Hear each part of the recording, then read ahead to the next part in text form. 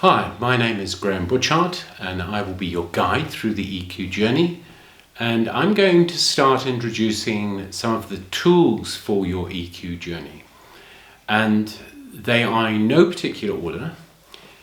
What I ask you to do is to look at each of these tools and see how you can introduce them into your everyday lives. And the more you use them, the more you sculpt them to perform for you, the more effective they will become. They are simply like any other tool. The more you use them, the more familiar you are with them, the better they perform for you.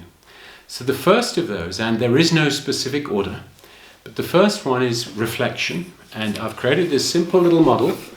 Okay, and this model will be handed out to you. You'll have this available to you. Very simple reflection. First point is what's going on. Second point, what does that mean? Third point, what might I, and in some cases we, do about this?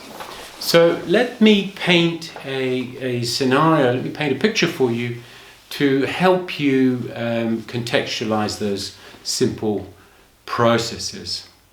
Let's imagine that you as an individual or you as a team have been given the news that your idea was not bought into or acceptable. Or perhaps it's on a personal level. Your children have said something that they disagree with you about, or your partner has given you this disappointing feedback. So these are the kind of things that occur to us on a continual basis. So how we process that information is going to be very important in terms of how we bounce back from it. So the resilience or the reflection tool supports resilience. So let's look at the tool. What's going on? What's going on is that you've received negative feedback. What does it mean? It may mean that you are feeling less valued. It may mean that you are feeling hesitant about what to do next. It may mean that you're just paralyzed in a state of receiving that feedback. It may mean that you've fearful now of making any further decisions. Okay, so this is where the third part of the process becomes very important. What might I or we do about this? So this is an action process. What am I going to do as a consequence of this thinking and feeling? How might I respond?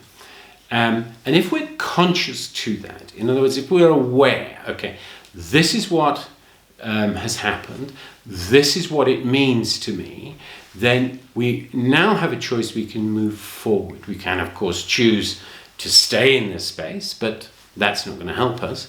We're going to choose to move forward. So what might I or we do about this? Well, let's look at some of the other ideas that we had.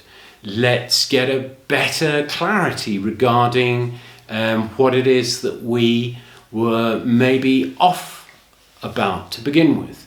Let's get some feedback from our children. What was it that I did that caused you to feel the way that you did? Or a partner, etc. We can also adopt the approach that this is just a moment, this is only a moment of feedback. It's not an indictment of who I am as a person, as an individual. This is just a moment in time.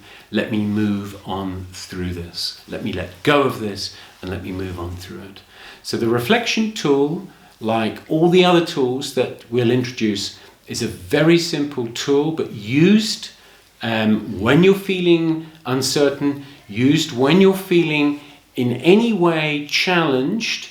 It's a tool for helping you process that thinking and feeling such that you come out of it as a better version of what you'd intended to be or what you'd intended to move through with. So that's reflection, and that's that tool for the moment. So we'll leave it there, and I'll introduce more tools to you shortly. Thank you very much.